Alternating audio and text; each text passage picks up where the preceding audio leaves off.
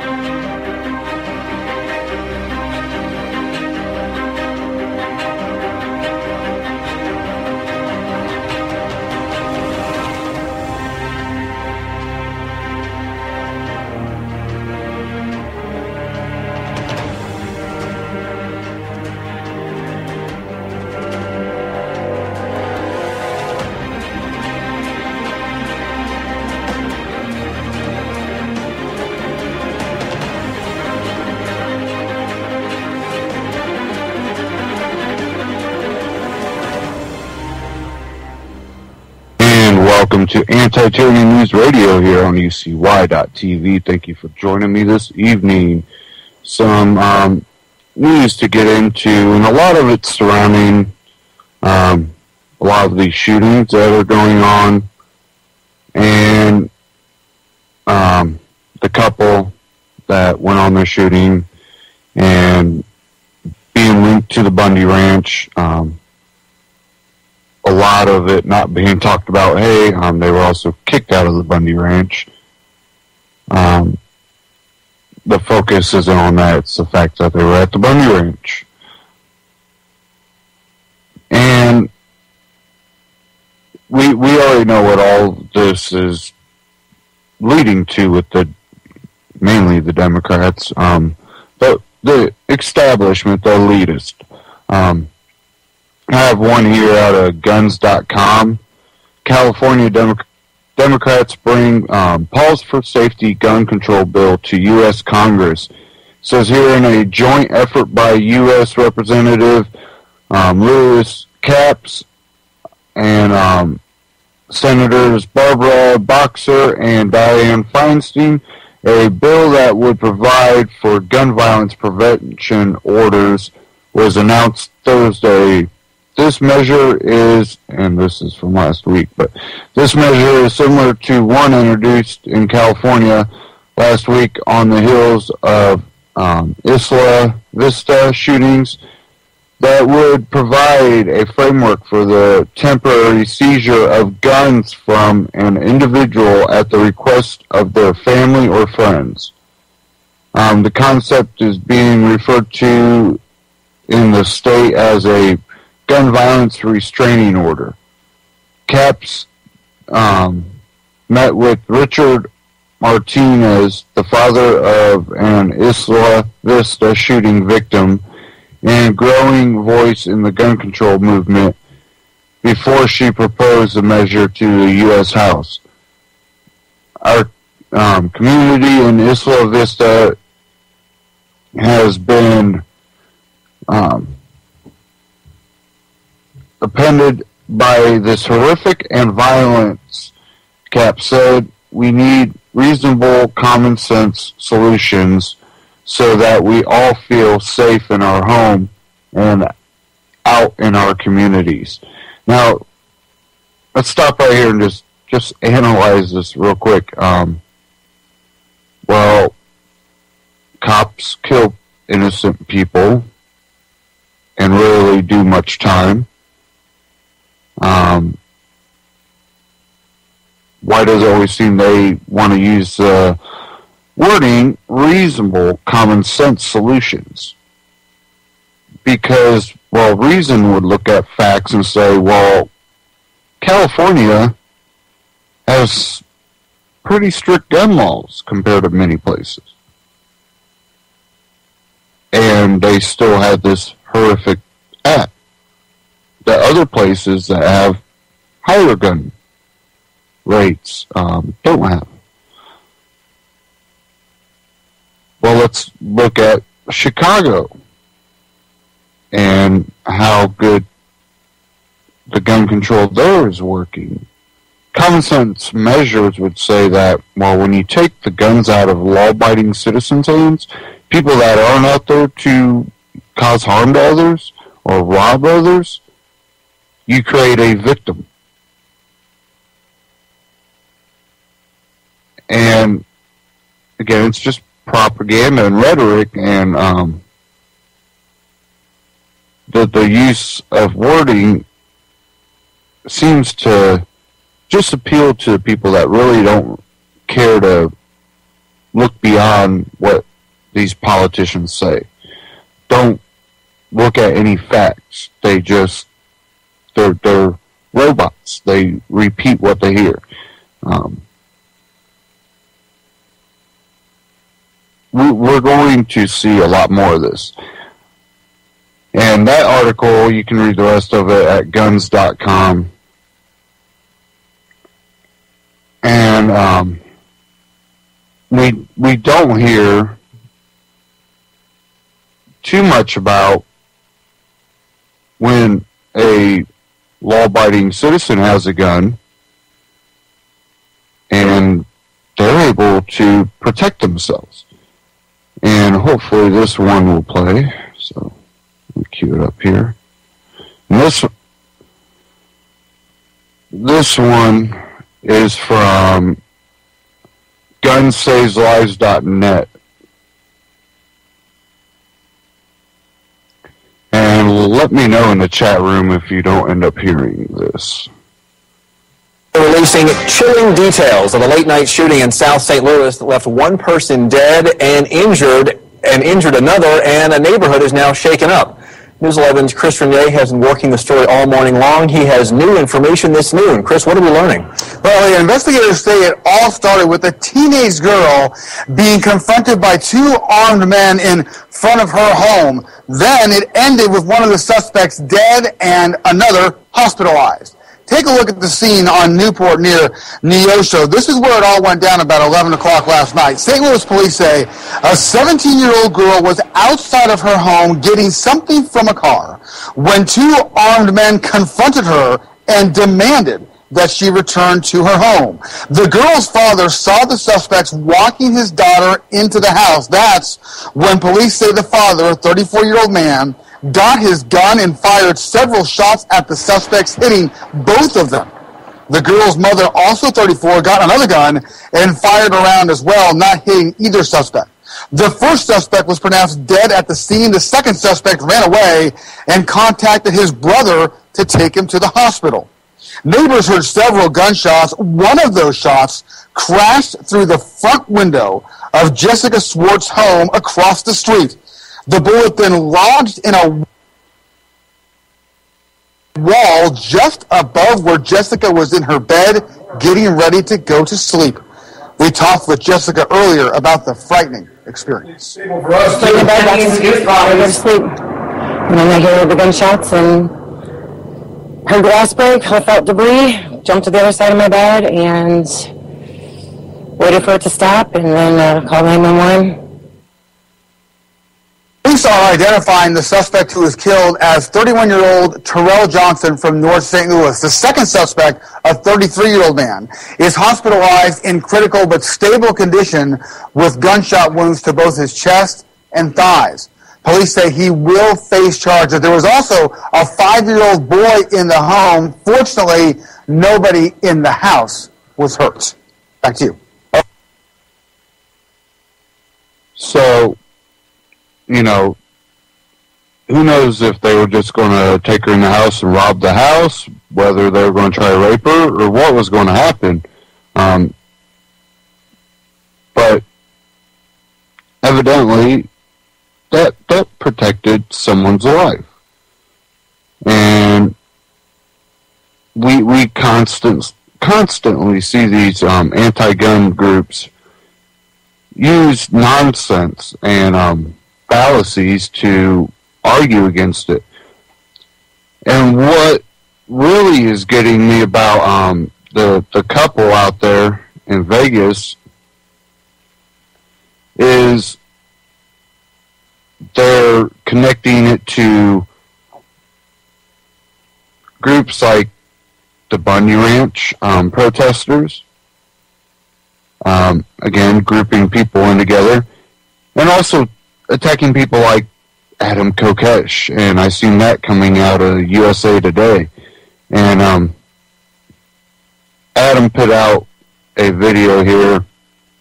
Is Adam responsible for Vegas cop murders? So I'm going to play that.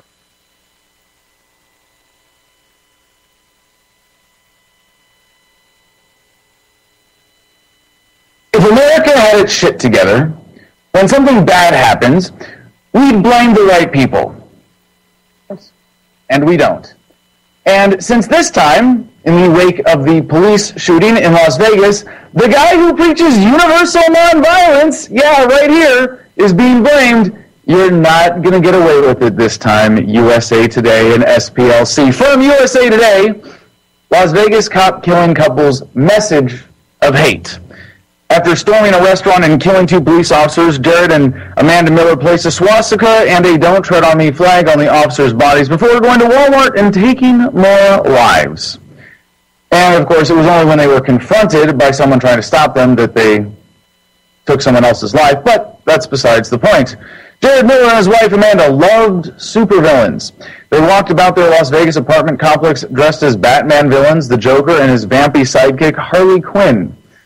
Amanda Miller's Facebook profile photo shows the pair in their Joker costumes.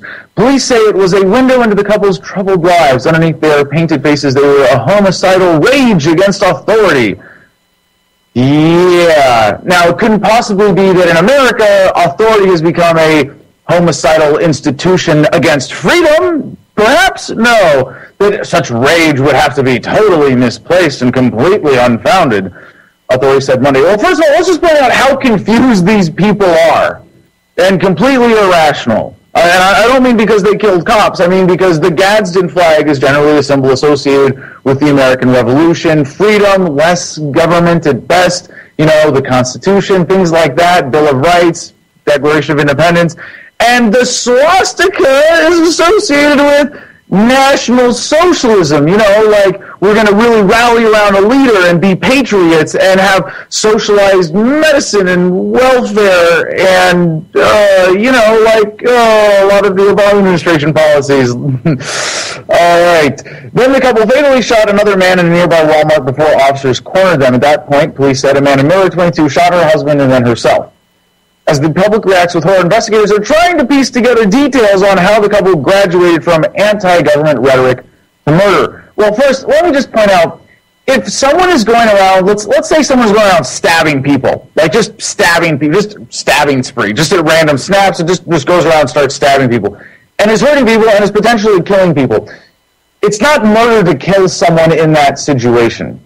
And it has been, as has been pointed out about the Vegas shooting, when you have police officers that are going around and doing violent things all day long, and then they take a break for lunch, well, it doesn't mean that all of a sudden they're innocent or they're being peaceful because they're taking a break from all of their other dangerous anti-freedom, rights-violating violence. To stop this oppression, this is from Jared Miller's Facebook on June 2nd. To stop this oppression, I fear, can only be accomplished with bloodshed.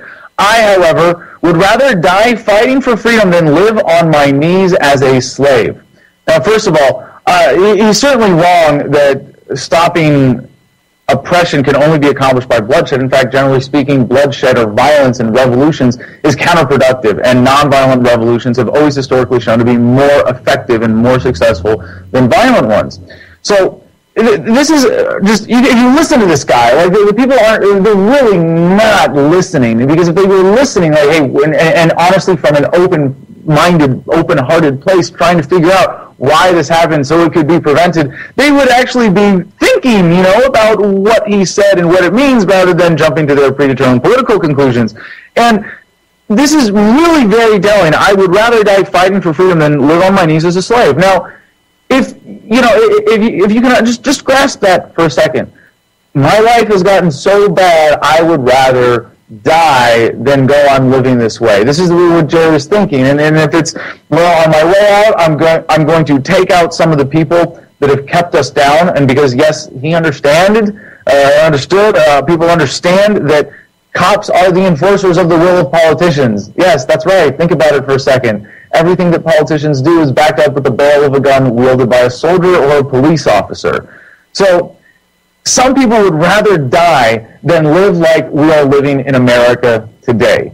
When if you want to start a business, you have to ask permission from half a dozen different government agencies. When if you want to earn a living, you have to give half of your income to the government. Yeah, that's right. The average American gives half of their income, half, through all the various fines, fees, taxes, seen, unseen, hidden taxes, to the government. And that's not even counting the inflation tax, where you have to go and be afraid on city streets because the violent gang of thugs in blue costumes might just kill another innocent victim tonight, and you might be that. People don't want to live like this. People don't want to live in a land of stifled opportunity, of control and oppression like this. And if you would just listen, you would realize that, yes, this is homegrown terrorism because people have become so despondent. They'd rather die for what they see as a righteous cause than go on living this way. How about thinking in those terms? How about listening and understanding what the bigger problem is? Yeah, it's just like a Palestinian suicide bomber. Life has gotten so miserable for them, they would rather kill themselves. They would rather blow themselves up for the sake of maybe leaving a better world behind. Although I suppose the promise of 72 virgins doesn't hurt either. But that's not what it comes down to for people who are so desperate because their situation is so bad. Now, things are getting bad here in America. I mean, just look at the death of the middle class, the increase in poverty, just the ways that people are suffering in general. And yes, life is still beautiful, and we are living in a wonderful world of technology and a general preponderance of wealth, but people are still suffering, and people understand why it's happening. People are able to see this. And there's another story referenced here. Heartbreak, slain Vegas officer leaves wife, 3 children. And it's a tragedy. And they have in this video from USA Today, the head of the department or whatever fancy police officer with all of his special regalia, saying that we really need this is a great tragedy. These were good officers. Well, there's no such thing as a good cop. And if you're wondering about this, there's a video that I'd like you to reference called Badged Serial Killers and the Death Cult of Politics, an interview we did here with Bill Buford. It's an hour long, but it really, if you don't appreciate the kind of police state we're living in, this will lay everything absolutely bare and explain why politics is a death cult. So why am I supposed to cry for this? Yeah, it's children growing up without a dad, but the fact that it's even being presented that way really kind of misses the point. Now think of this. You are now, according to the government, 8 times more likely to be killed by a cop than by a terrorist. Oh, but we have to protect you from terrorists. Think of how many lives might have been saved by this incident. How many people would these cops have killed had they not been killed? How many lives ruined by the legal system might not be ruined now as a result? We can only hope that some of the officers in America are listening, if you care about your own safety, to understand that you are hurting people. And you can only push them so far before they hit a breaking point. And that's what happened here. And I feel like this is kind of blaming the victim, to blame the shooters here. Now, I don't mean to say that they're not the aggressors in this incident, but they hit their breaking point. Why? Are we ready to commit suicide for this cause? The couple were part of a growing far-right anti-government movement that has exploded in followers in recent years, said Mark Podock, senior fellow at the Southern Poverty Law Center, which tracks hate groups. Oh, really? As he said, these are groups that believe the federal government is involved in a plot to impose martial law, take away people's weapons, and ultimately force the United States into becoming a socialist country. Wait a second. Impose martial law. Now, I actually was a part of imposing martial law in Iraq as a United States Marine in 2004 in Fallujah. What defines martial law is the arbitrary enforcement. You think when everything has been criminalized as it has in America and the average American commits 3 felonies a day and the police are able to arrest whoever they want on suspicion because they smelled pot, you don't think maybe that's getting a little close to martial law if we didn't already blow by it years ago? Take away people's weapons. Well, gee! You think the guy might have been thinking about my case here when my home was raided with more men than Bin Laden's compound because I carried a shotgun in public? Yeah, gee, maybe when you have people on Capitol Hill talking about how they're gonna restrict gun ownership, yeah, maybe taking away people's weapons when you see this stuff happening is not an irrational conclusion to come to. Becoming a socialist country. Well, gee, back when it was Hillary Clinton pushing this as first lady, yeah, it was socialized medicine. Now we just call it Obamacare. So, according to an analysis of Jared Miller's Facebook postings by the Center, the social media page was littered with signs of his allegiance to the Patriot movement. He cited Patriot gun rights activist Adam Kokesh. What? Are you kidding me? Do you think I can sue USA Today now for libel on this? Patriot gun rights activist Adam Kokesh. Hold on, this is the guy. Not only who just wrote a book on defining freedom as universal nonviolence, but I want to share this from this about what this book is really all about, the paradigm shift. The current global paradigm of social organization is statism. Statism is based on a central authority, rule by force, and subservience to the collective or ruling class. It is coming to an end as we wake up to a new freedom paradigm based on human rights, nonviolence, and self-ownership. The transition from the paradigm of statism to the paradigm of freedom is the most important paradigm shift in human history. We are very fortunate to be living at such an exciting time because the statist paradigm results in violence, suffering, exploitation, and the stifling of potential. The freedom paradigm will bring prosperity, happiness, harmony, and a new phase of human existence. And if it wasn't enough that I define in this book freedom as universal nonviolence, I actually take on the subject of patriotism. And in case you were wondering, yes, the video Patriotism is for Bitches, yeah, that was me. I'll put it in slightly more academic terms or concise, clear terms for those of you who might not understand this concept yet. Patriotism is an artificial bordered love designed to create a distinct lack of love for those on the other side of the borders. There's nothing wrong with loving yourself or those similar to you, those who share your values or intrinsic traits you value in yourself, but to assign love based on the borders of a violent racket is an inherently dangerous idea. The most insecure and vulnerable people are most likely to be the most enthusiastic patriots, and thus governments always have an interest in keeping us afraid of outsiders, disconnected from the rest of the world, and stunted in emotional maturity. Insecurity and a tendency to seek identity as part of a group can lead people to do dangerous and irrational things. Patriotism has been used to justify the most horrific crimes in history because people more strongly identified as members of a group than as morally strong individuals. Now, how is this relevant to this story? Not just because I'm being called a patriot. No, but it's funny that the patriot movement is being demonized when the real patriots, the loyalists here, are the cops. Yeah, go government, go Team America. And gee, if you think cops aren't insecure and have a tendency to seek identity as part of a group, holy crap, have you heard of YouTube? There's some interesting videos out there. Dangerous and irrational things like carry out the policies of the drug war, like putting innocent people in jail for victimless crimes. Patriotism inherently means lowering ourselves to be members of a group like primitive pack animals. Bitches. This leads to the diversion of responsibility essential to the government and the unthinking obedience that deludes people into believing that saying, I was just following orders, will excuse immoral behavior. Governments rely on a sense of patriotism in their victims to get them to go along with policies not in their best interest. They need us to believe we are sacrificing for the common good when we are really aiding our victimizers. They need us to go along as part of the herd. They need us to accept the proclaimed selflessness of politicians acting only out of love for the artificial collective. They need to ensure that not too many of us victims are emotionally healthy thinkers who demand self-government and are secure in our identities as free, beautiful, independent people. Patriotism is proof that the patriot isn't free. USA Today goes on. He liked 3% Nation, a patriot group headed by former Alabama militiaman, and his profile picture shows 2 knives and the word patriot with a stars and stripes motif. Geez, where could they have possibly gotten this?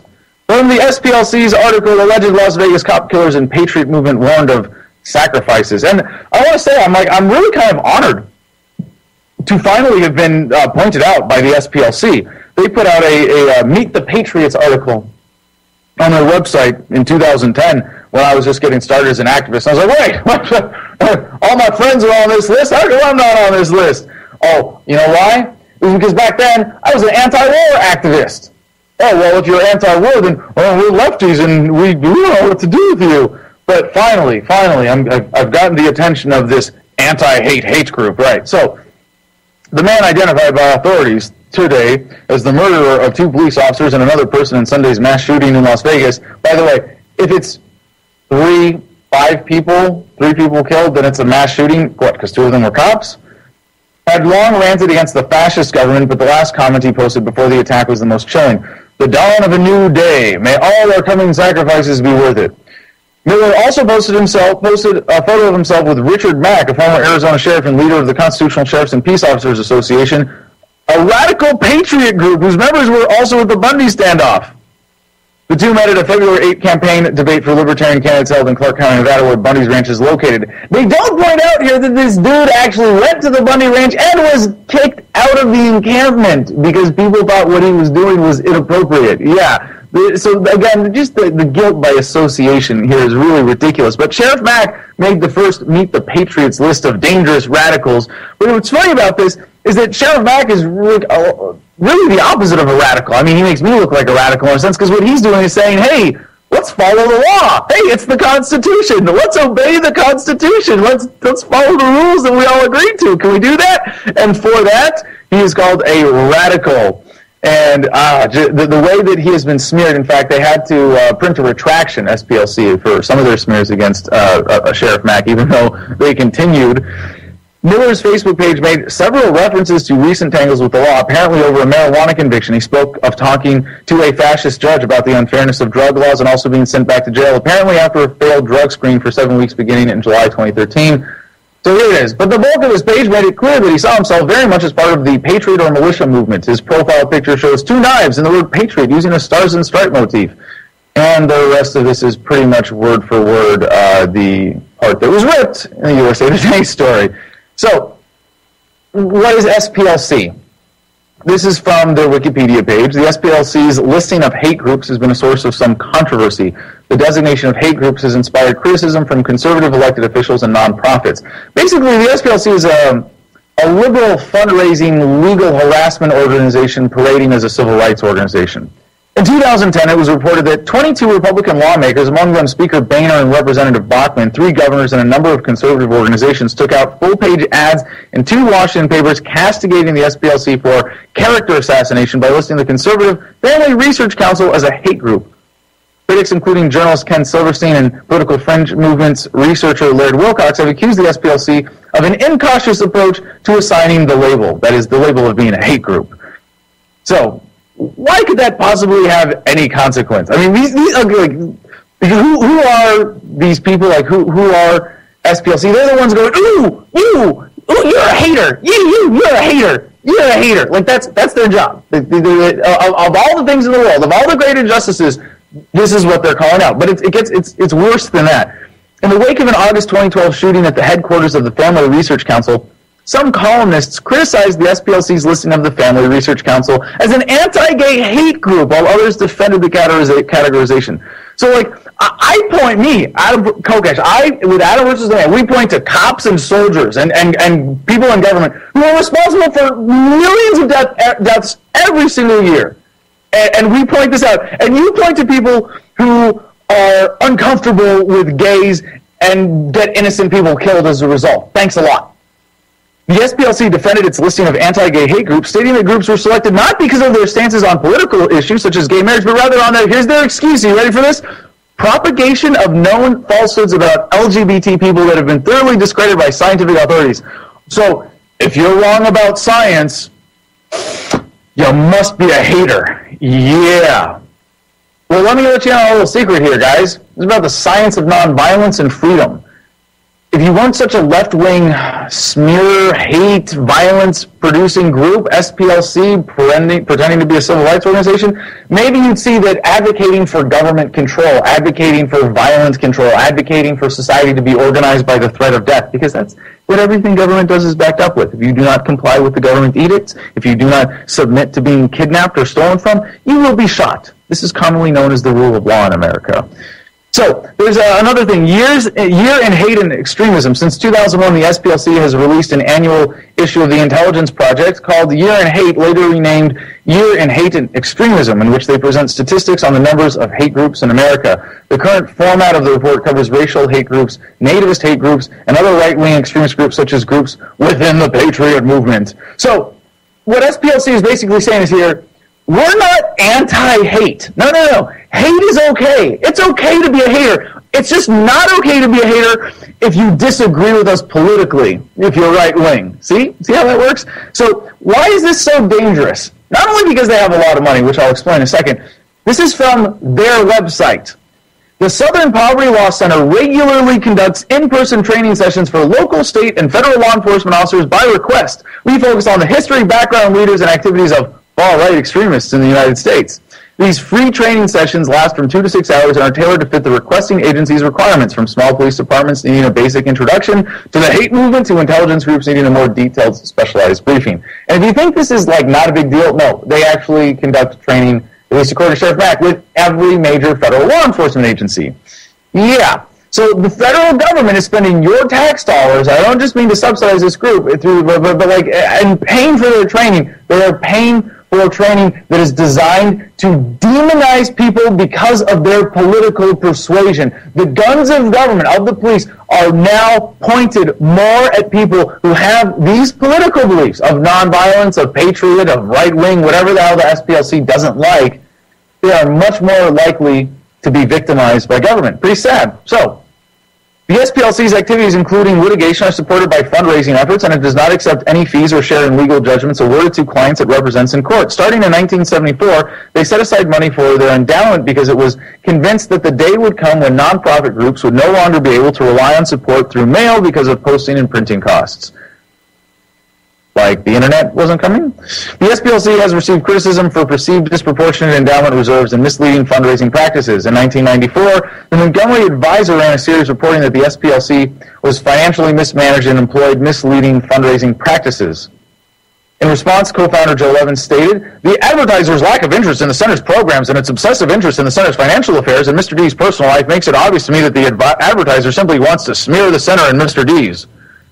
Oh, why don't you look at our propaganda front group thing about being all about civil rights? Don't pay attention to us stealing money and, taking care of people and, all this other financial shenanigans going on the side. Yeah, no, don't mind that. The series was a finalist for a 1995 Pulitzer Prize in Explanatory Journalism. In 1996, USA Today called the SPLC the nation's richest civil rights organization with $68 million in assets at the time. The SPLC stated that the endowment stood at $156.2 million in 2008. According to Charity Navigator, their 2009 outlays fell into the following categories: program expenses, 67.5%. That's what they use to smear the rest of us who care about freedom. Administrative expenses of 13.4%. That's what they pay themselves to smear people who care about freedom. And fundraising expenses of 18.9%. I don't know if that's how they feed people or if that's how they get, those who are actually doing fundraising, or if it's another segment of kickbacks, but it really doesn't matter. In October 2013, the SPLC reported its endowment at $281.1 million. All right. Whew. Back to the USA Today story, shall we? Patriot members today constitute one of the most dangerous threats monitored by the Center, he said. Patriot members. I really don't know what to make of their use of this word, because it kind of goes a lot of different directions, but it's funny that now patriot is used as this sort of catch-all smear term, and I don't mind it. It should be, yes. If you're a patriot, you're some kind of bitch, you're some kind of lackey, somebody who has lowered themselves as an individual to be part of a collective, and that's kind of sad. As he said, the only terrorist threat we face is not just jihadists. We have a homegrown terrorist movement that poses a very serious threat. Okay, so now even including domestic terrorism, you're 8 times more likely to be killed by a cop than by a terrorist. So do they monitor cops? Do they monitor soldiers? No. We just monitor people who disagree with us and slander them as hate groups. Yeah. And lump them together with people that actually are hate groups. And to be fair, yes, the SPLC is good at calling out others who may deserve to at times. But you talk about this misplaced angst. Oh, it was talk that couples were not shy about sharing. This is the article talking about them talking to their neighbors and things like that. They could be heard spewing racist and anti-government opinions, another neighbor told the Las Vegas Sun. The duo told people they planned to commit a mass shooting. Brandon Moore, a resident of the complex, told the newspaper. They were handing out white power propaganda and were talking about doing the next Columbine, Moore said. And nobody said anything. The couple married in 2012 and lived in Lafayette, Indiana, where Amanda Miller's parents lived. After they were evicted from their apartment, they moved to Las Vegas in January. Jared Miller had a troubled history that included a long record of arrests and convictions for drug offenses going back to 2007. Now, let me rephrase this in, like, normal language, getting it out of, like, legally statism. No, Jared Miller has been historically a victim of government for committing things that are entirely within his rights to do, as in consuming whatever substances he wants. He has been victimized repeatedly by government, including being locked in a cage. Again, we're blaming the victim here. On Facebook, he professed support for Cliven Bunny, the cattle rancher cited for grazing his cattle on public land without a permit. He boasted of spending time at his ranch during a recent standoff, but didn't mention that he had been kicked out. In July 2013, he posted teary videos on YouTube to his wife before he was sent back to jail for violating an in-house arrest. As he said, quote, "I wish the world was perfect and we could live happily without all this crap." Imagine that. Now, we know from looking back after the initial reports come out about some of these various shooting tragedies in America that psychotropic medications are pretty much always involved, that all of these people are on some kind of legal drugs. And when someone tries to cover a story like this and doesn't mention that at all, you have to kind of wonder, like, who's paying for them? Whose side are they really on? And this doesn't even come up. But when you are 8 times more likely to be killed by a cop than by a terrorist, I think we need to be looking at the bigger problem here. And every cop swears an allegiance to government, to the Constitution, supposedly, and that's never examined as a theme. Like, oh, gee, why are there so many people dying in America at the hands of cops? Well, geez, maybe because they pledge allegiance to a death cult. So I'm not surprised that they're trying to associate me with patriots and violent, crazy people. And it's funny because they might have been like, maybe the SPLC was actually looking at old pictures of me on the internet when I used to be a patriot, when I used to be a violent psychopath. I know. It's not easy for me to admit this, but I think I'd like to be able to share the story, and I do as much as I can so that people can learn from it and get better. I was a violent psychopath, and then I quit my government job as a United States Marine, as a paid killer for politicians. I'm so much better now. But working for government can really bring out the worst in people. I tortured people in Fallujah. I tortured Iraqis, and I have to come back and live with the reality of that. And what I've come to learn is that pledging allegiance to a death cult is generally a bad idea and leads to people doing bad things. So it shouldn't be any surprise to anyone that somebody finally snapped. And they're not the first, and they're not going to be the last. But I want to say that I have always preached universal nonviolence. I have demonstrated in my interactions with government an absolute commitment to the strategies of nonviolence, to the principles of nonviolence, to the point where even at the Jefferson dance party, where I was being picked up and body slammed on a marble floor, when I've been arrested over 36 times. I've been beaten up by cops. I've been harassed. I've got nerve damage in my shoulder from being picked up by the arms from behind. And I've not once lifted a finger against a cop. I've even been accused of assaulting a police officer, federal charges that had me in jail for a week before standing up against that, got those charges dropped. And they want to say that I'm the guy who has some responsibility for this, that they need to associate me with the Millers. And there is an association. There is certainly something to be learned from this connection. I just hope that people are actually going to listen to this message and see that there is a much bigger problem, that violence begets violence, turning to the institution of government to deal with these problems, that an institution that is based on violence is guaranteed to make the problem worse. So I would just hope, again, and it's so tiresome now, one shooting after another. Oh, is there anything unique this time? Well, yeah, there kind of is. And it's not just that I'm being accused here. It's not just that I'm being associated with these. I'm happy to call the Millers. I think violent psychopaths is not. Maybe I'm presuming in my diagnosis, but no. What they did was crazy and stupid and counterproductive to freedom.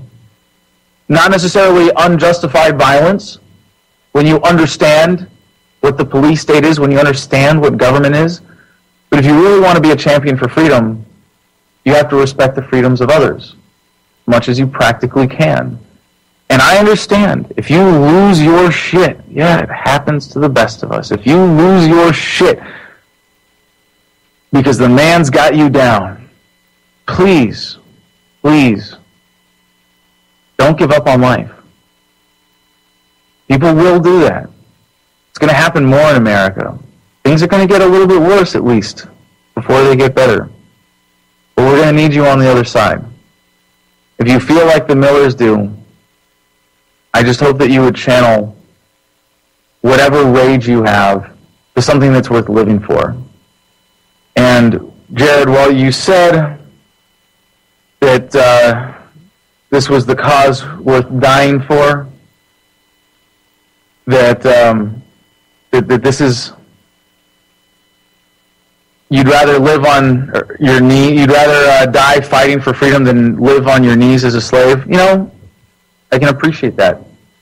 And maybe that's where the real connection is between the Millers and I. But I sympathize.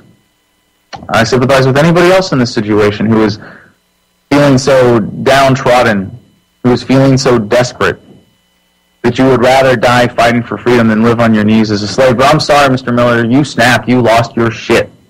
You did something really dumb, and now you're dead. And it would have been a lot better to have you here with us, to maybe fix some of your bad ideas, to really bring you over to the message of freedom.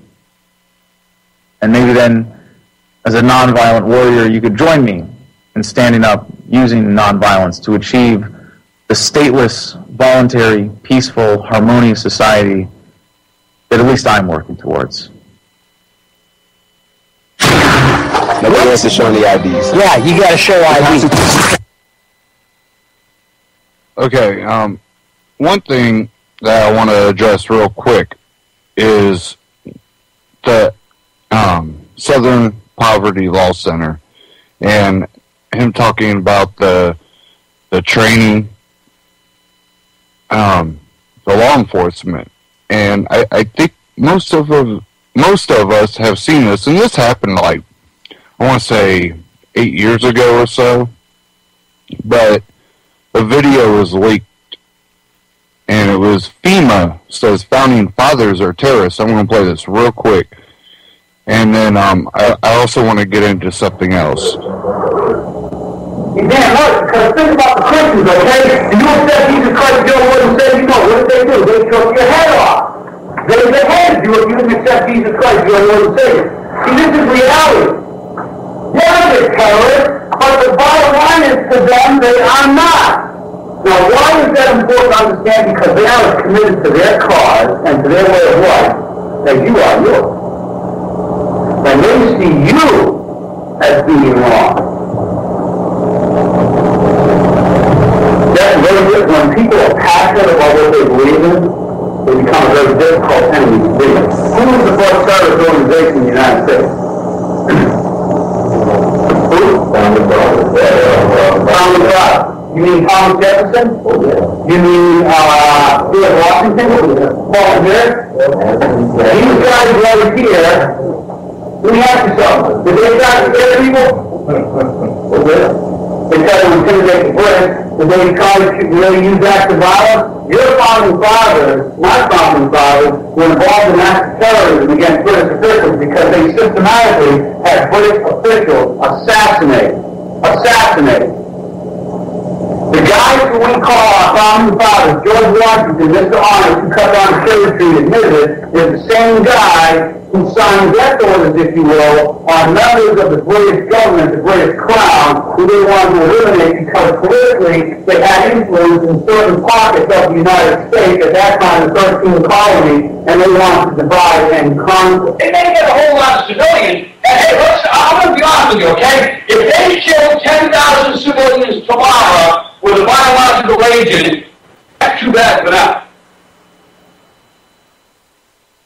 This was a 3-day thing that happened in 2001. I'm not quite sure when the video was leaked, but the video was taken in 2001, and that was FEMA training.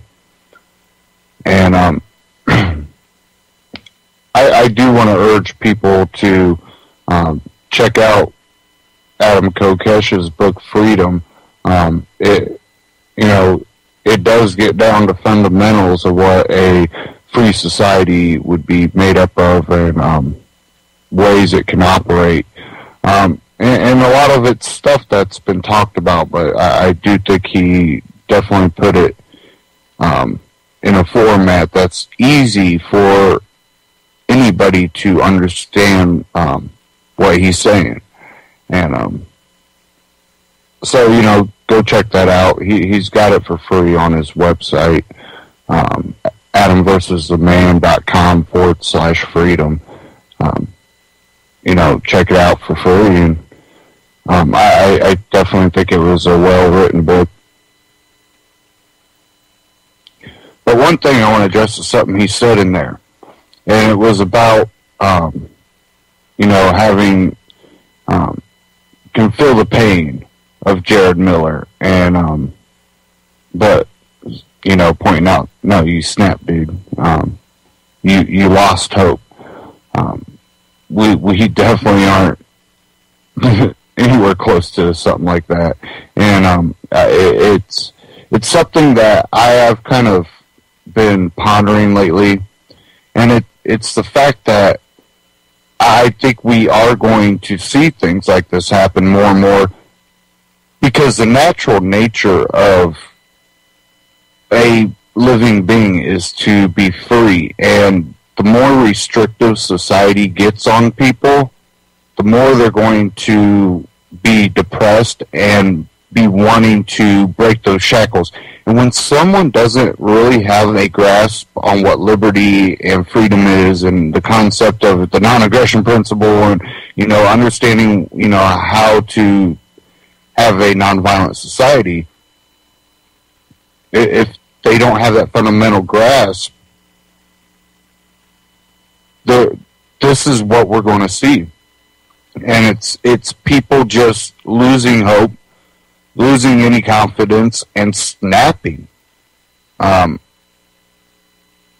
That's not something that's unheard of. Definitely when government gets you down. Does that justify it? No. But that's understanding where this is coming from. And, I'm always, apprehensive when it comes to these mass shootings and all this.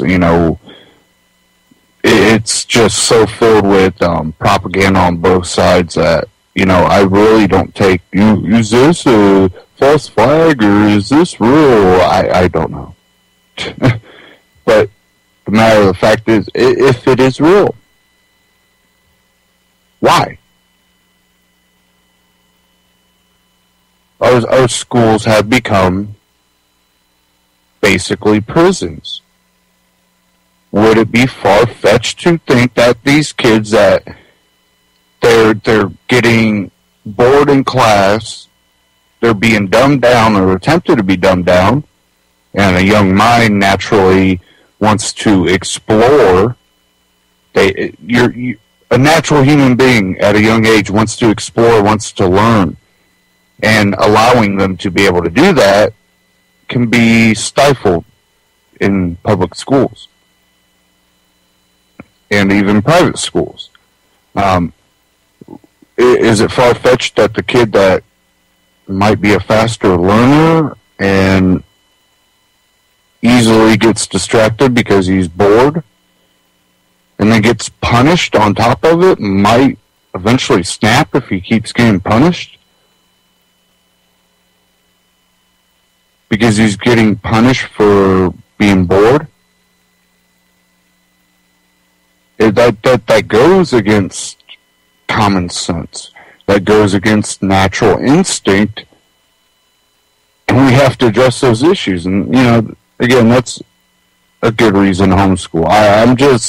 I've really become an advocate for homeschooling. I think it's extremely important that we break the system that's really breaking society. They don't want to teach your kids half of the stuff they used to. Don't don't want to have the art classes, don't want to have, all these other classes, but they can teach them bestiality and sex ed.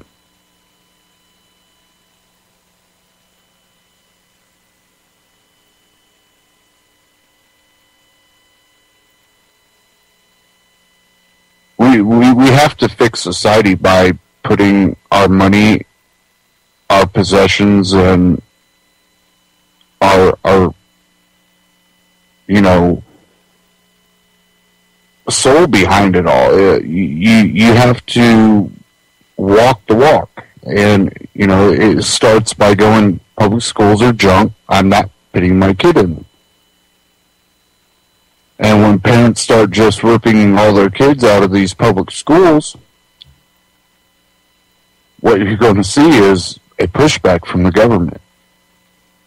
Well, when that happens to more people because they're trying to give their children a good education, they want their children to actually be smart, and they're learning what kind of fraud the public school systems are.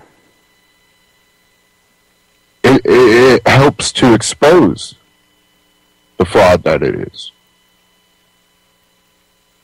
And it also will help to expose some of the other frauds because, now all the kids are being homeschooled. We can't check, make sure they're getting vaccinated and all this. So you're going to see more of them come down on the vaccinations and want to come into your home, and you're going to see all the invasions of privacy, all those laws that they push and go, well, we'll never use it for this. Oh, yeah, they will. When you no longer follow that religious cult of government, what they tell you is good for you.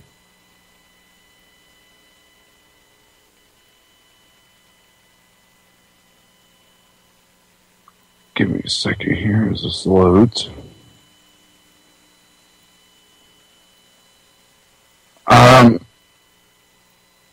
We do have one here.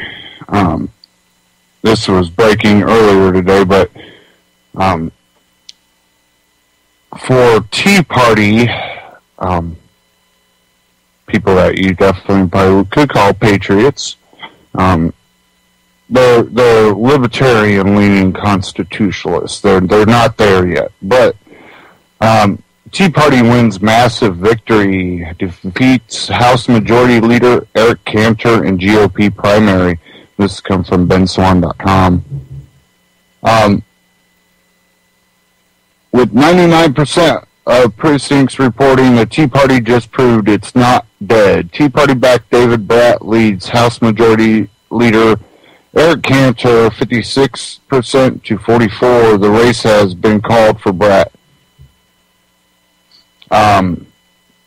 Behind Speaker John Boehner, Cantor was the Republican Party's second most powerful lawmaker.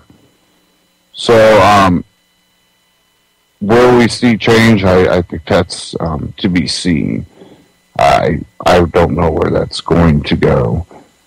But I know there's a lot of people that consider themselves libertarian that are definitely looking at that. So, and FDA, another one out of benswan.com, strikes again. This one's titled FDA to artisan cheesemakers, cut it out. Okay.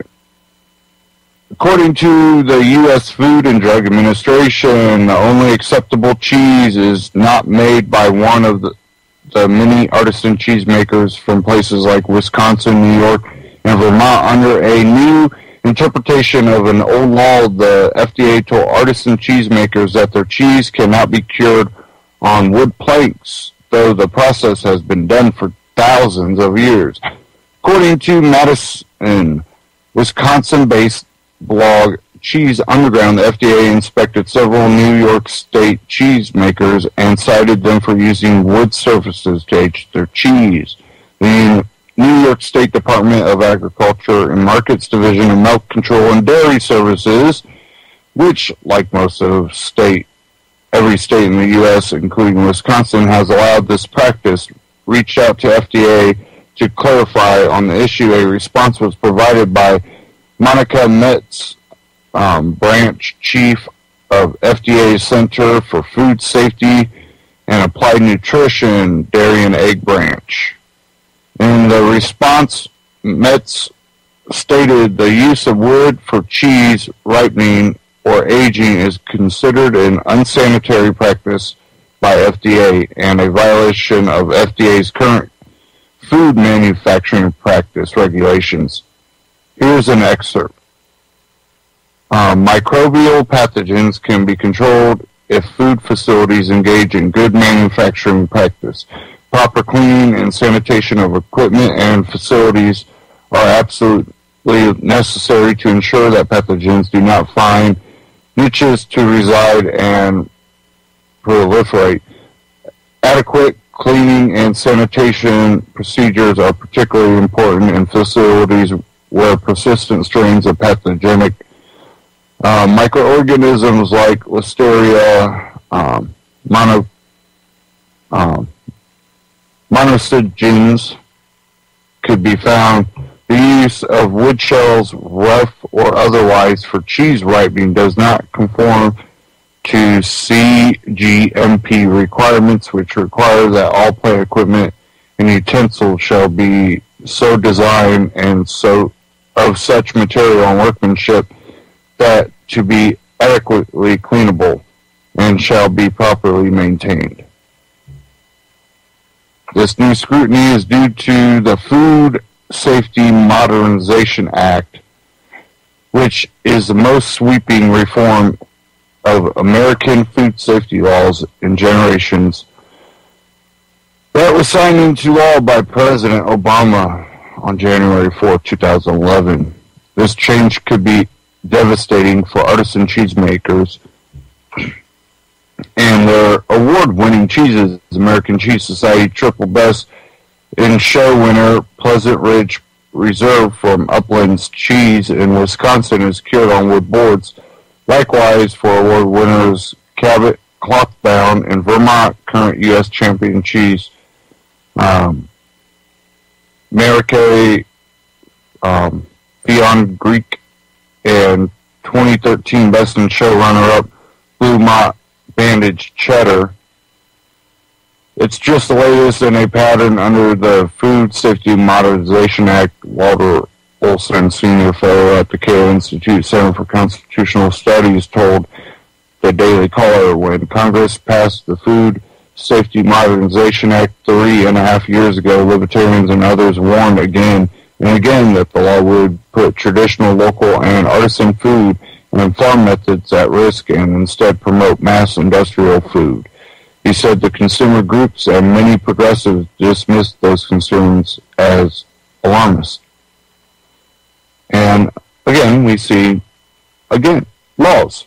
Oh, it won't be used for that. Sure enough, it will be.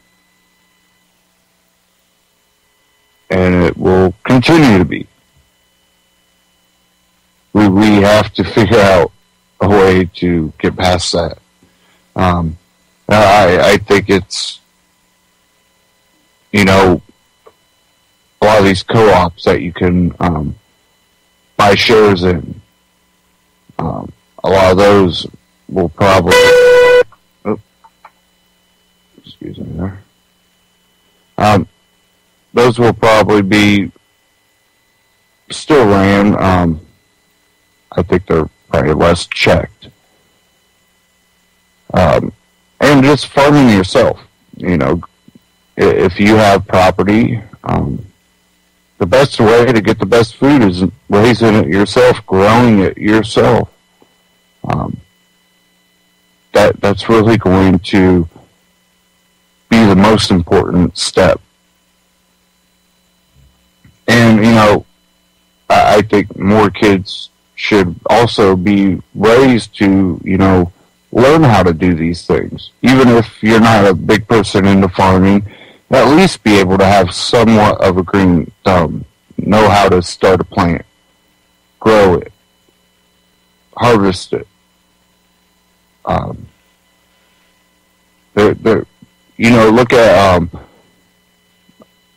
Eustace Conway's place out there. You could send your kids out there and they can learn how to do some stuff. If you're not big into it, you could go out there and learn how to do some stuff. It's one of those things that we really have to start taking all this into our own hands.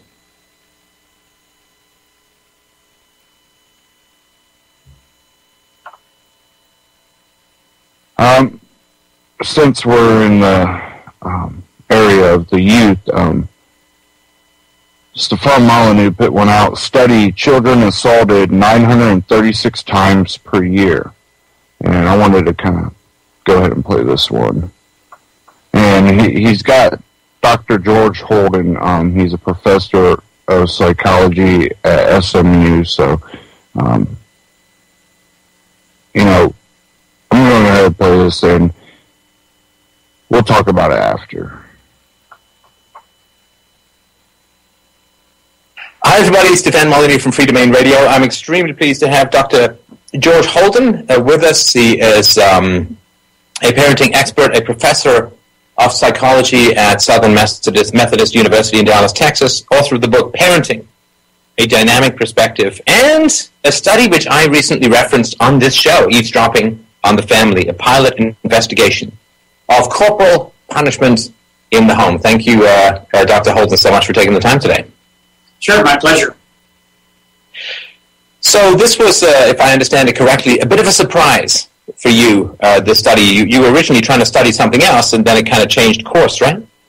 Right. We wanted to study actually what really goes on in the home, but we had a focus, and our focus was on parental yelling, because almost all parents report that they yell at their kids, but there's been very little attention given to the quality of the yelling. So we wanted to get a glimpse into that by having moms record their home interactions with a little digital audio arm recorder that we had given to moms. And in the course of that, listening to those recordings, we came across these spanking and slapping incidents. So we decided to focus on those. And a surprising amount, if I understand this correctly, because I think the parents report that they hit 18 times a year. I think your calculation was a little different. Well, yeah, the 18 times a year was based on a different study, but that was, the 18 times a year is sort of a general reference that a lot of people assume is accurate. And what we were finding was that those, at least for the parents who are spanking and slapping, that estimate is probably way, way off, that parents are doing it a lot more than had previously been thought. Right. To the point of 18 times a week, or 900 and change a year. It could be. Which is really an astounding figure when you think, I mean, at any level, to be hit 900 times a year by somebody 5 times your size is quite a formative set of experiences, I would assume. Absolutely. And I mean, that's not everyone. That's only that's the high-end spankers or slappers who may be doing it that much or perhaps even more. But it is, I think, a significant experience that these children are having, and I would call it a micro trauma that they're actually experiencing and repeatedly experiencing.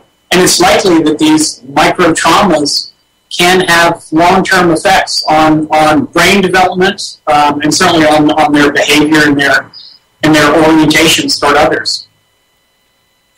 Okay, so let's talk for a moment about the theory versus the practice of corporal punishment, because there was a significant deviation, or set of deviations from the theory versus the practice. I wonder if you could outline some of the theories behind corporal punishment and then ways in which these moms were not pursuing that theory. Well, there isn't any one single theory about how to go about using corporal punishment. Rather, to my knowledge, there's about 5 or 6 authors out there who have published in this domain recommending how one should spank. And so what we did is we looked through those 5 or 6 different authors and kind of came up with what seemed to be fairly consistent across the authors' recommendations about how to spank. Now, we actually didn't ask the parents whether they were aware of the guidelines or how to go about doing it. Instead, we just analyzed our data along the lines of those recommendations or those guidelines. And they were things like do it infrequently, do it as a last resort, do it for a severe misbehavior, not a minor misbehavior, do it when you're calm, hit just once or twice. And they suggested that if you do it, it's going to be effective. And so they encouraged parents to do it. So that's what we were looking at. We evaluated those sort of 5 recommendations and then the effectiveness of it with our data set, which is admittedly it's a small data set. We recruited 35 moms, and out of we had some technical difficulties with 2, so we had 33 moms, and we heard spanking in 14 of those 14 of the families out of the 33. So it's not a large sample, but I think it really reveals what is going on in a lot of homes. And we can't argue that it's representative of all homes, but I think it gives us a little snapshot about what's going on. And what we found is parents aren't spanking at all along the guidelines what's been recommended. They're spanking frequently, they're spanking for trivial misbehaviors, they're spanking 30 seconds after the misbehavior occurred, not as a last resort, but rather as a second resort. Typically, moms, and we had a couple of dads say, stop it, cut it out. And then when the kid didn't do it, they ended up slapping or spanking the kid. So it occurred very early in the disciplinary interaction. About half the time, parents were clearly heated, angry with the child, as you might expect. And the one clear guideline they followed is, as far as we could tell, they did only spank, in most cases, once or twice, though there were a couple of exceptions. In one case, one mom hit the child 11 times in a row. So... that was the one for fighting with his sister, right? I think so, yes, right. And nothing like using aggression to teach children how bad aggression is. How people can process that cognitive dissonance in the moment is amazing. Well, my take is that parents aren't doing enough processing of their behavior. And if they did what I call meta-parenting, which is reflecting on your parenting behavior, and observed how the child's reacting, thought about, yes, the spanking does work for the immediate, but if I wait a few minutes, my kid's misbehaving again. So clearly it's not working. If they thought about these things, I think they'd think, I need to try something else. This is not working. But most parents don't do that. They just hit, and the incident is over, so they think, must have worked. So our other finding was that in most cases, children were misbehaving within 10 minutes after the spanking. Some were doing the same behavior, some were doing other behaviors, but clearly it was not an effective tool for promoting good behavior from a child. Right. Now, the statistics that I've heard, and they're kind of all over the map, but they're certainly at the high end of the percentages, 70, 80, 85% of American parents say that they still spank their children. You had a little less than 50%. Do you think that parents may have modified their behavior because they were being recorded? I know some of them were hitting that very night that they put the recorder on, so probably not. Do you have any reason or do you have any knowledge about why it might have been lower than the average? Well, yeah, the reason probably was because we just had a small sample of behavior. That if we had a larger sample, like we had 4 to 6 nights of recordings, if we had 2 weeks of recordings or 3 weeks, it's likely that we would have heard more incidents across different families. So I think that's really the issue in this particular case. I have no doubt that spanking does occur in at least 70% to 90% of samples in the United States. It's just, particularly in the South, it's just accepted as a standard disciplinary technique, and not enough parents question it. Well, I guess it can be frustrating. It must be even more. You've been studying this for 30 years, and I've been for, I guess 6 or 7 years, a minor public figure attempting to get experts like yourself in front of parents to help them to sort of understand that it doesn't work, that it can have a negative effect on IQ points, that it can provoke oppositional defiant disorders, that it degrades the quality of social interactions, both peer and to authority, and you name it. I mean, there's almost nothing other than eyes exploding that spanking can promote in terms of negative behavior. I've had Dr. Elizabeth Gershoff, I've had Alison Gopnik on to try and talk about this stuff. It really seems like this is a hard message to get across to parents. And again, you've been working at it a lot longer than I have been. If I sort of look at the revolution in domestic violence that occurred from the late 1950s to the 1960s, it was relatively quick, which doesn't mean, of course, that it was eliminated. It just means that the message got out very quickly. But with this, I mean, I remember reading books when I was younger, the Spock's book in the post-war period, book, A Sensible Baby in Childcare, or something like that, where he was against spanking, and the correlation between spanking and negative outcomes for children and its lack of efficacy in even promoting what the parents say they want, which is compliance and obedience and better behavior. This stuff has been known for decades. It seems really hard to get this message across to parents. So why do you think that is? Lots of reasons, I think, are going on. I think in the U.S., part of the issue is, given it's been historically such a prominent disciplinary technique in most families, that parents accept it without questioning because they don't want to they don't want to suspect that their parents were not doing the best job that they could have done, and then given that they've been using it, they also don't want to question their own parenting and think that perhaps they have been engaged in a practice that isn't really beneficial for their child. So there's some of that issue going on. I think there's another issue is in the United States, we don't really have in our collective dialogue the idea of children's rights. And in many countries where children's rights are more prominent, they will address the issue of children's right not to be hit. But in the United States, we don't talk about children's rights, only the rights of the unborn or adults' rights or parents' rights. So there's sort of I think a blockage there that also kind of inhibits more dialogue and more discussion about what is best for children, because we're just thinking about what's best for parents in terms of parents having the right to raise their children whatever way they want.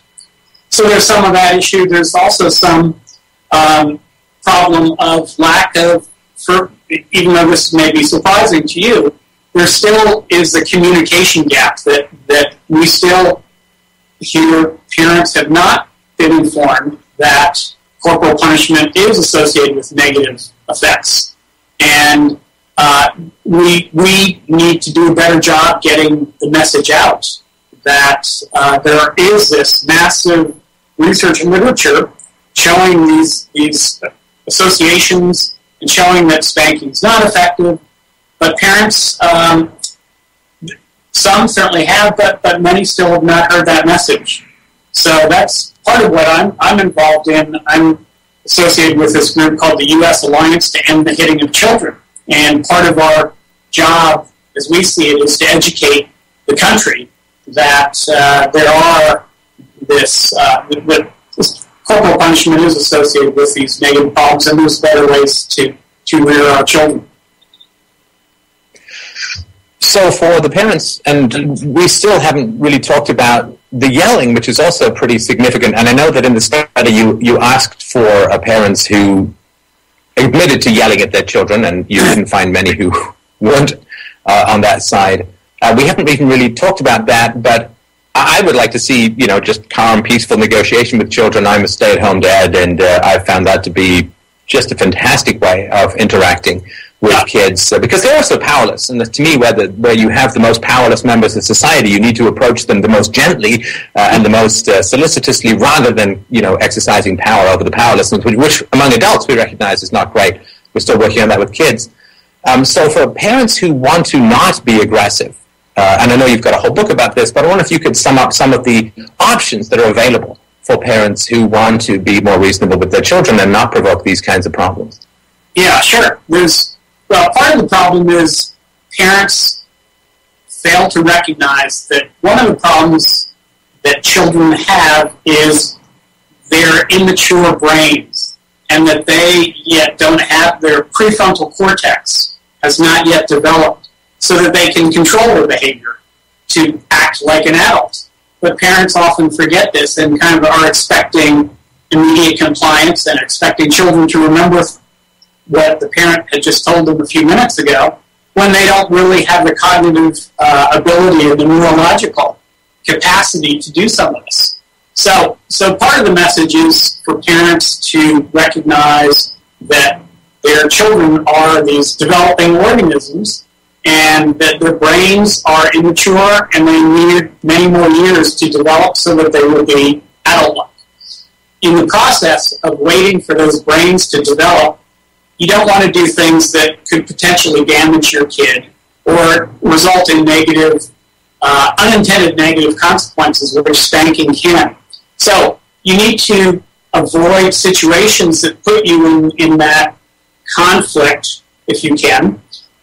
So that sort of one recommendation is to structure the environment, structure the situation, so that you're not in a situation that may result in the child misbehaving or doing something where you have to try to discipline them, because they don't have the wherewithal at this point to be able to resist temptations like candy or cookies or something, or potentially dangerous things. So you need to structure the situation.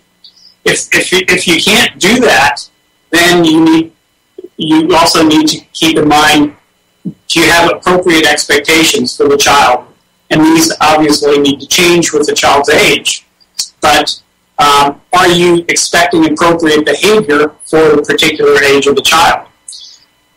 With a young, and depending on that, the types of responses you can use vary as a function of the child's age and the circumstances. For example, with a young toddler or infant or toddler, you can divert their attention very easily from the tempting object to a positive interaction. As the child gets older, then diversion often won't work, so you have to begin to do things like focus on what motivates the child, what do they care about, and then remove what they care about. In most cases, what they most care about is adult attention, parent attention and love and warmth. And if you express to the child why his or her behavior is not acceptable and what your problem is, and that you will have to stop engaging with the child for the moment because the child's behavior is not acceptable, so basically putting the child in a short timeout, then I think that's very effective for preschoolers. As you get older, that doesn't work. Then you have to, again, focus on what motivates the child, whether it's watching TV or using a computer or electronic or peer interaction, and then control those things by parents giving firm guidance and setting boundaries, setting limits, and disciplining the child, but in a positive, constructive way, not in a punitive or negative way. So, I've certainly found also that the most powerful parenting tool that I have available to me is the mirror. Because if I say to my daughter, I don't think you're paying attention, and I've been on my cell phone half the morning, which is rare, but whatever, right? Then am I modeling the behavior that I'm criticizing? And so, of course, in your study, the parents who are saying to their children, you're being inappropriately aggressive while launching physical attacks on them within 30 seconds of the conflict beginning, it's like look in the mirror time rather than look at your kid. And you're right about of course, the brain development. I don't ask my daughter to get something from the top shelf because she's 5. Physically, she hasn't grown high enough to get there, and it's the same thing with the brain itself. So if you look into your mirror and figure out what are you modeling for the kid, is anything coming back that you're modeling, in which case you need to alter your own behavior and not focus on the kid, and recognize that they're still short mentally and can't get to the top shelf. Absolutely, yeah. We all need to reflect more on our own behavior, look in the mirror, as you say. We expect our children to be calm, controlled individuals, but then we get so worked up about their behavior, and we start yelling at them. And we model, as you point out, the very behaviors we don't want to see them develop. So parents really need to take a time out themselves, take a step back, and look at their behavior and think about why was I getting so worked up about this issue? Is it really that important? Do I really need to have a battle over this little thing? Because the long-term goals are what are important. And the long-term goals are raising children to be happy, healthy, independent, respectful individuals, plus whatever other things you want. But if we think about those long-term goals and then look at what we're getting so worked up about in the immediate context, I think parents will often say, I should let go of that. That's really not that important. And I need to focus on developing a good, warm relationship with my child, not a relationship where the child fears me because I may hit him or her if she doesn't do exactly what I say, exactly when I say it. So I think we in general have developed this a little misguided orientation to what a good parent is, and that we need to reorient our focus and focus on what is now called positive parenting. And positive parenting is the idea that you engage in good cooperative relationships with your child. If you try to calmly elicit good behavior, the child really wants to do what pleases you, and that will the child then will, if you do it in a loving way, the child will often behave in the way that you want, and this will promote a good relationship, open communication, and the child who's going to be loving and respectful in the long term. And we fully accept that love and aggression are incompatible in adult relationships. Like, you can't hit your wife until she really respects and loves you. But we have this short circuit when it comes from adult to child. You're not going to be motivated at work by somebody yelling at you. You're going to kind of deflate and, be upset. Right. And so, I guess, except for the army, but in sort of a civilian life. Yeah. We have this kind of weird disconnect, and that which we fully understand would never work in an adult relationship, hitting, yelling, aggression, and so on. We just have this complete opposite standard when it comes to kids, and breaking that down and helping people to understand that children have the least voluntary relationships in society. I've used this analogy before, that if the government assigned you a wife, and she wasn't there by choice, you would have to treat her extra special in order to overcome the involuntary nature of her relationship to you. And it's the same with kids. They don't choose you as parents, they're born into it. And I think we have to treat them the very best to really overcome that involuntary nature of their relationship. Like, I try to parent like, if my daughter could choose any father in the world, she would choose me. Now, she doesn't have that choice, but I kind of want to parent as if she had that choice, because she can choose to associate with me or not when she grows up. And I think it's almost like power corrupts, and the fact that children aren't there by choice and can't leave, which I think should make people have the highest standards in those relationships, I think actually causes those standards in many cases to degrade. Right. Yeah, and let's not forget, 150 years ago, men could hit their wives for misbehaving. And it was accepted and very common in the United States that men would do this. And they had to, of course, operate under the rule of the thumb, which meant they couldn't beat their wives with a stick larger than the diameter of their thumb. But nevertheless, it was incredibly common. And we don't yet, as you point out, we don't yet make the connection that we are still beating our children. Sometimes with objects, sometimes sticks, but often just with the hand, which should be a low object. But we still beat them with the hand. Even if it's a slapping, it's still an assault on the child that should not be practiced. Right. I accepted that rule of thumb thing. You may want to Google that. I think it may, in fact, be an urban myth. But nonetheless, it was more accepted to have marital violence in the past than it is now, and we hope to extend that onwards. So what's next for these, for me at least, eye-popping and incredibly valuable studies? Are you going to work more with this kind of approach with recordings? Are you going to do more with the data set that you have now? What's up next for you? Both. We have hundreds of hours of recordings, which take double or triple that long to try to code and then write up for studies. So we have several years more working with this data set. But in the meantime, I also want to expand the study, get a more representative sample, to get more samples of corporal punishment, to try to replicate what we found and expand it, try it out in different socioeconomic groups, and see to what extent we can generalize what we found. We'll be trying some new methodology to see if we can speed up the process and make it automatic a bit more. So we're going to be using some equipment that will automatically transcribe the words heard on the recordings, which won't necessarily spot the corporal punishment incidents, but then we can at least zoom into the conflictual incidents and then listen for the spanking or slapping that often occurs around those.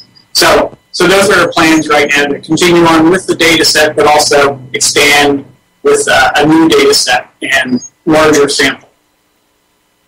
Well, fantastic. And we'll, of course, put links to your book and to your websites on the link to the show. I really appreciate it. I mean, having this kind of data, we can make a moral case, but having this kind of data is enormously helpful for activists like me to be able to go out and help people to understand how things can be done better.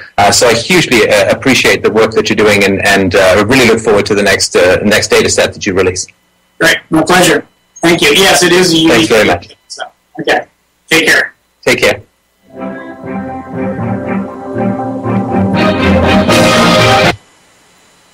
And that was Stefan Molyneux. And, when I first listened to this, I'm thinking, a lot of this is making absolute sense. And, but one thing that came out of it that I really was looking at is how much it transfers into how society is now. Definitely when it comes to the acceptance of government. And a lot of the acceptance that some have for the abuse of this authority and their justification for, the police brutality and a lot of these other issues. And this is something I think that does relate to the youth and spanking and corporal punishment. I think a lot of it is related to that because you learn most of everything when you're young.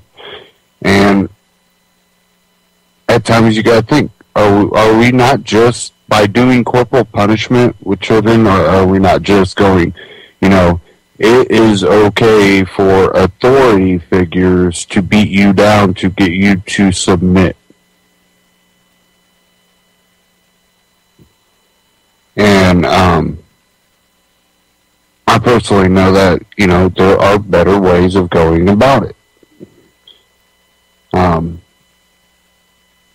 And, we just need to really start looking in the mirror.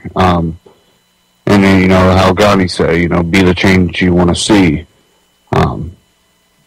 This world right now is headed just down a path that we've been down way too many times. It's not slowing down.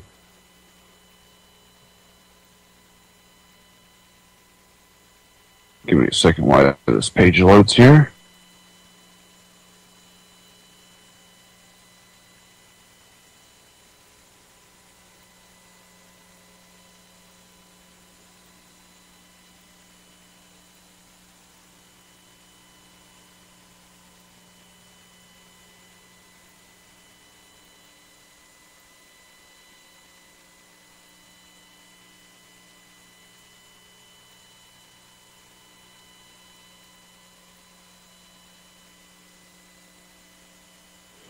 This one, I seen it in the Blaze, anyway, across my news feed, and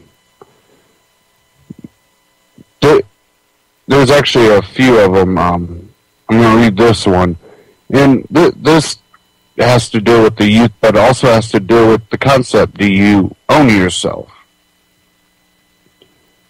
And even parental rights. But this one out of the Blaze is titled "Girl Drug Tested by Middle School 5 times in 3 years. Parents said enough is enough, and straight A student pays the price."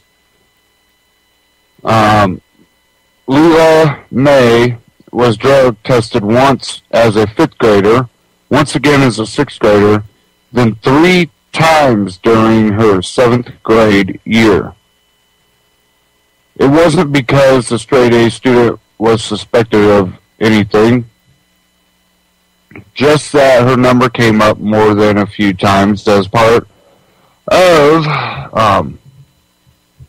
Susquehanna Middle School's random drug testing it administers to all students as early as grade 5 who participate in extracurricular activities and who want parking permits, according to Penn Live. Well, this past year, her 8th grade year and last at the Duncannon, Pennsylvania school, just north of Harrisburg, Leela's parents had enough. They wouldn't sign a permission slip allowing yet another embarrassing urine test on their daughter, while her previous test came back negative. But that decision came with a big price. Leela couldn't be part of the National Junior Honor Society. We were so tired of this happening over and over again, so we said that we do to make it stop. Melinda May told Penn Live, "It's sad that this is what we had to resort to. It's ridiculous." Michael May added that he and his wife went to the principal, school board, superintendent. They're all lame on this issue. We even contacted the ACLU. They said it was concerning but sadly legal. As you might image, the Mays aren't the only family fed up with the Susquehanna District's policy targeting students so young. Christian Castle's daughter, Natalie, who just completed the 5th grade at the middle school, was tested 3 times last school year. Natalie, 10, endured the test due to her involvement in the Family and Consumer Science Club. I don't think it's necessary for 5th and 6th grades Castle told Penn Live, I told the superintendent, if you see signs, red glassy eyes, a stupor, then I could see testing. It's too much. My daughter is 10 years old. Castle said she recently spoke with Superintendent Kent Smith about the issue, but said he wasn't considering changing the policy, noting that he believes it's a deterrent to drug use and that his own children are subject to the same random drug testing. I'll give you a second here as I reload this real quick.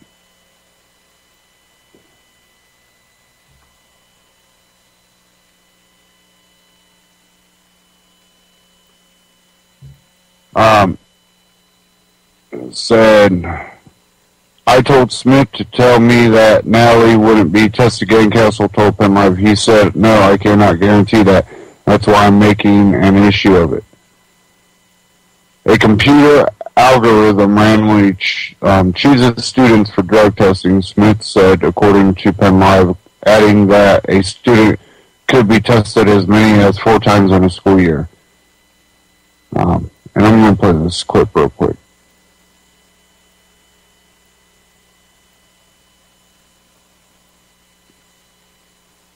As long as it plays.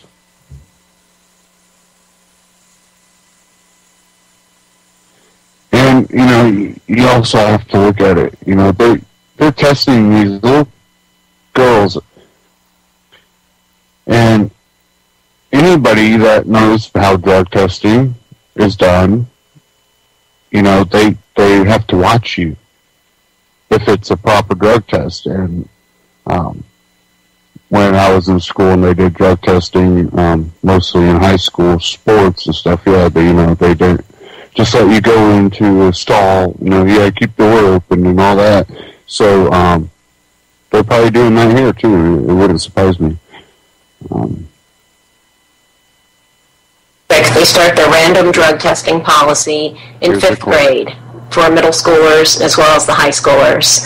My daughter's been tested now 3 times, which is a cost of $45 to the taxpayers of Susquehanna School District. I've asked the superintendent, Mr. Smith, if he would change the policy to not include kids in grade 5 and 6, which are age 10 and 11, and I'm going to be taking my question to the school board because Mr. Smith was not interested in changing the policy. After Natalie was tested 2 times, we talked about it.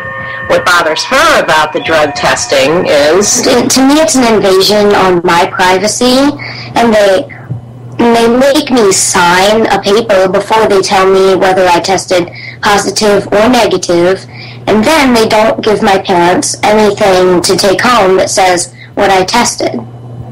She's made Distinguished Honor Roll every marking period. She's been chosen as Student of the Month, and we're almost starting to feel like here's a great kid, here's a kid that wants to get involved in all these extracurricular activities, and she's being punished for it. They say it's a deterrent, but it seems almost like more like a deterrent from joining extracurricular activities rather than a deterrent to using drugs. I've asked the district if they would consider simply testing students they're suspicious of.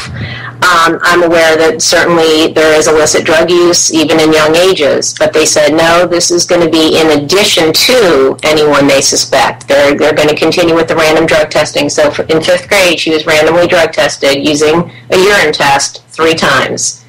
To me, that's not acceptable. I love this game. And really, it's not acceptable. They are invading private. It's conditioning. This is conditioning. This is what you get with the public school systems. This is what they're training them. Look at your TSA. You look at all of this, and then back to something from the beginning of the broadcast. People snapping. They lose hope.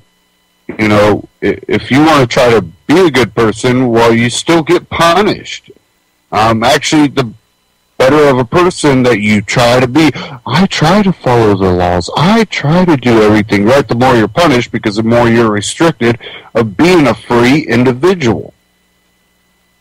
And you wonder why people snap, because that's not the nature. We started out as hunter-gatherers roaming around.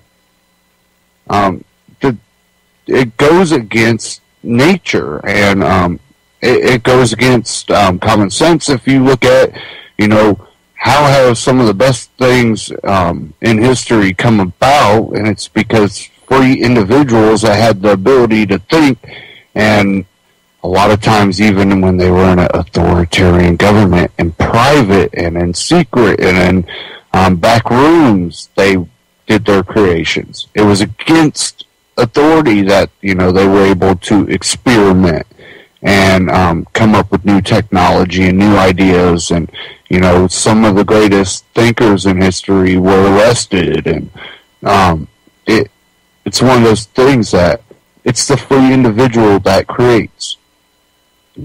And it's the collective that creates on top of that. By the use by multiple people, you find out what works and what doesn't. And then another individual goes, well, I got an idea how we can do that better. And it's that expansion on thought. Instead of having this collectivist thinking that we're all supposed to think exactly the same. And, we have to be that free society to be able to prosper. You can't do it without.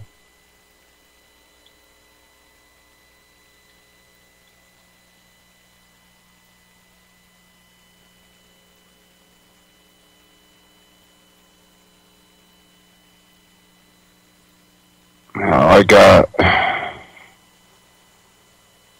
a short clip here. I want to go ahead. And this is Obama claiming gun violence on rise. And this is our Next News Network. So I'm going to go ahead and just play this right now and get it over with here. Or I can get off my browser. Yesterday, in a live broadcast discussion on student loan debt, President Obama claimed that our levels of gun violence are off the charts. There's no advanced developed country on earth that would put up with this. Obama went on to say that Americans should be ashamed and complained about not being able to pass gun control legislation. Obama's statements contradict many studies that show a 49% drop in gun homicide since 1993. The Bureau of Justice Statistics found that non-fatal gun crimes dropped almost 70% over the same time period. The Centers for Disease Control and Prevention reached similar conclusions in their study on gun violence. That study also pointed out the benefits of concealed firearm carry for protection. To some, it seems the Obama administration has a gun control agenda that ignores the facts. A Florida man was sentenced to life in prison for firing his gun in self-defense without injuring anyone.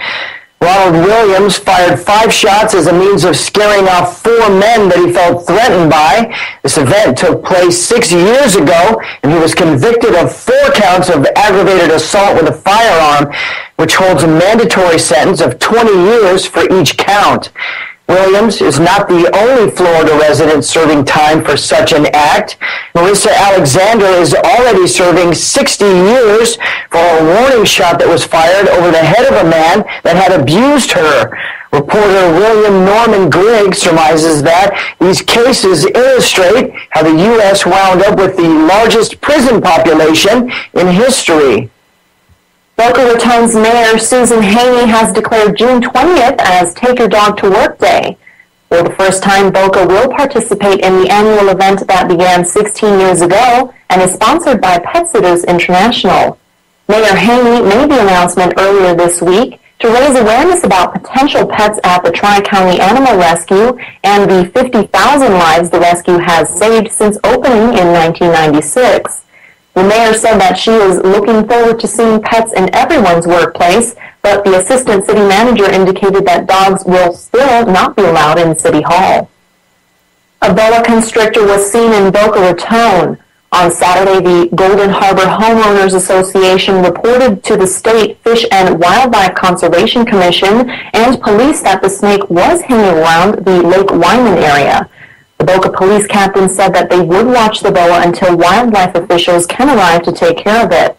Anyone who spots the snake can call the Boca Police non-emergency line at 561-368-6201. Boynton Beach Police issued a public warning of an IRS phone scam that caused at least one 68-year-old woman to lose about $5,000. The scam is described as sophisticated. The scammed woman said she was told it was the IRS and that she owed over $5,000 and that she would go to jail and her house would be taken if she didn't pay right away. She was instructed to get cash, purchase 10 money pack cards for $500 each, and give the fake agent the account numbers. Residents should be aware that the IRS will never ask for credit card numbers or request wire transfers over the phone or via email. If you think you are being contacted by a scammer, you can report it to the Treasury Inspector General or the Federal Trade Commission. According to the Sun Sentinel, the Political Action Committee, or PAC, Next Gen Climate, is trying to raise $100 million and put the funds towards 7 races in the country, including Florida's gubernatorial race between Governor Rick Scott and Charlie Crist. The Next Gen Climate PAC says that Scott is a climate denier and that Crist is committed to acting on climate change. The PAC plans to target Hispanic voters in South Florida and attempt to push Democratic voter turnout in the Tampa Bay area. Palm Beach County Commissioners were considering a revenue-generating plan regarding a new incinerator for the Solid Waste Authority, or SWA. Commissioners were voting on whether or not they would issue requests for proposals from companies to give their waste to the incinerator that is scheduled to open in 2015.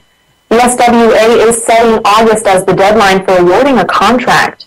Many residents say the savings they would see from the plan is not worth the traffic congestion that would result from trucks importing waste.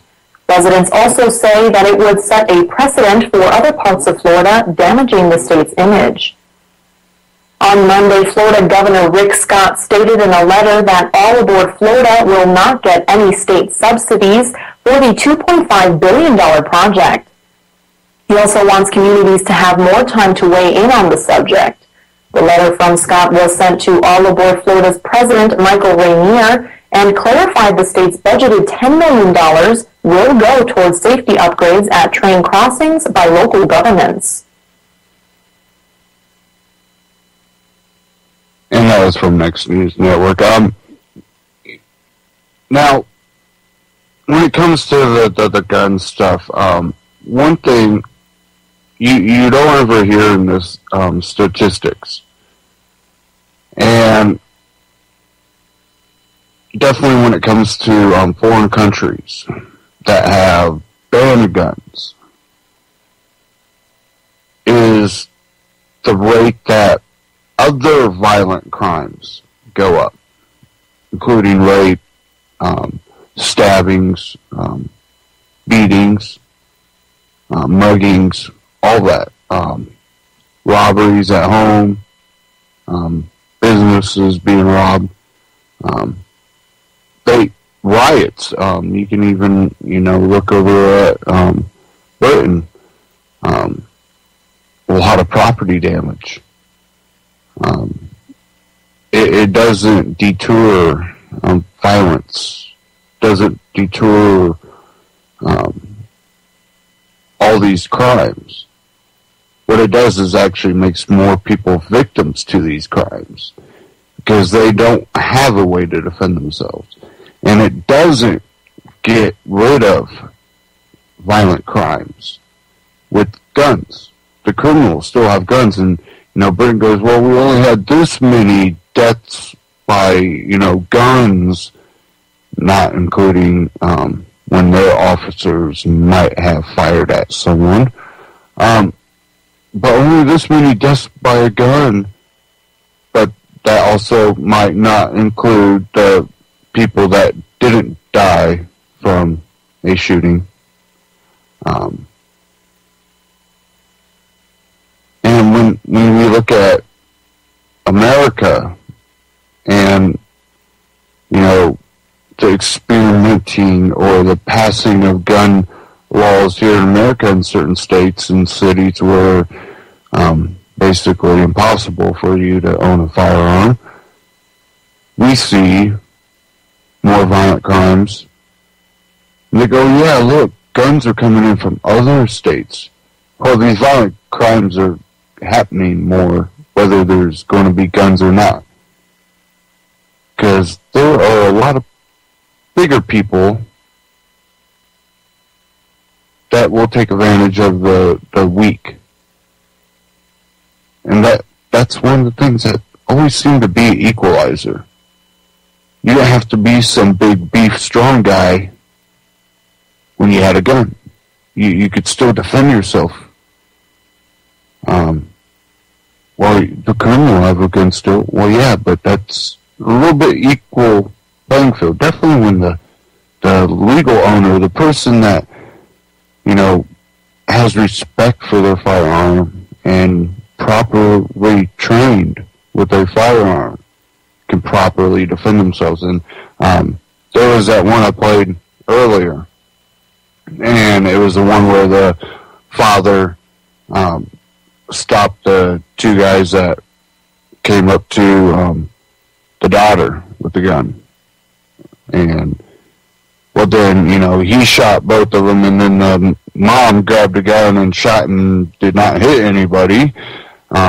That's probably the one that went through the neighbor across the street's house, and I would say that's not properly trained. You know, even in a situation like that, you have to be able to properly aim and fire. You can't just be erratic, freaking out. It's one of those things that probably shouldn't have happened, and it does, you know, will be used against, you know, pro-gun people. Oh, look, see, could have killed that person across the street. It's never a good thing, but people still have the right to defend themselves. That doesn't change my right. That doesn't give anybody authority to abridge my right to defend myself. And that's the main issue. If you own yourself, if you believe in right that your body is your body and your property is your property, and you own yourself and you have the right to, you know, operate on natural law, and, you know, you can't look at it and go, well, you know, that might not be justified, or he should have that ability to defend himself. His ability to defend himself should only be limited to maybe a baseball bat, even though criminals still get guns. It's an idiotic argument, but it seems like we're being put more and more into idiocracy. And again, that the fear is, for a lot of us that are pro-liberty and nonviolence, something that, you know, many of us are always promoting. You know, there's better ways out. We don't need to go down this path of violence. And it seems that it's what the state is pushing. We don't need to go down this road. It's something that we need to spread the message better, because when these people don't understand that a free society is also based on nonviolence, And if you're advocating for a free society, that your violent actions, your aggression towards people is not beneficial to creating that free society, then we won't get there. Because people will keep snapping, and that's the fear. Is that these people that just, they can't figure out how to get past it. They just feel like they're in a corner, are going to snap and lose it. And all that energy is going to be misplaced and be used to further the agenda of the state. They will use it to justify their authority, and I think that's exactly what you're going to see out of all this. And you see out of the USA Today article in the Southern Poverty Law Center, people snapping because of the direction society's headed. You know, these aren't people that are going, you know, I'm doing it because of this. No, they're doing it because they say basically that they have nothing, that they're losing everything, and they're snapping. And it's not justification for them snapping. It's misplaced, you know, knowledge, misplaced anger. And what we have to do is we have to learn how to spread the message that, you know, we can't do this with violence. Otherwise, what we're going to end up having is a violent revolution. And it'll lead right back to the same old thing. We'll create another government. That government will continue to become more and more tyrannical, and, you know, our children and our children's children will go down the same path. We hope maybe a couple generations will get to live in somewhat of a free society before it turns to shit again. And we just can't have that. We have to evolve past this eventually, as a species.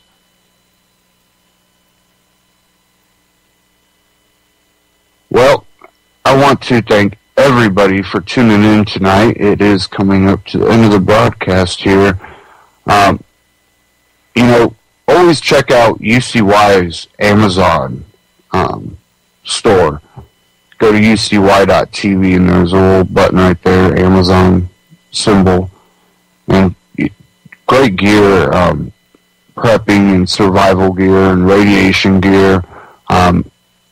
All kinds of great stuff. And when you do that, that helps support ucy.tv, which gives me and the other hosts on this network such a great platform to broadcast our ideas and news from around the world. And there's so many different voices here on this network, and you can get a wide variety of ideas and expand your, you know, ideology to your own beliefs. And it's always something that we have to continue to have these debates, and we have to continue to discuss these things to further ourselves as a race. And it's always great to have so many different voices and really try to get down to the nuts and bolts of, you know, what we need to do as a society to change things. And like I say all the time, it really comes down to us as individuals. You know, we can't change the world unless we're willing to change ourselves. And, you know, another thing is you don't stop learning until either you give up or you die. And I intend to keep learning to the day I die, so that furthers me. And I think if every individual looks at it that way, it helps them out too, and it helps out society.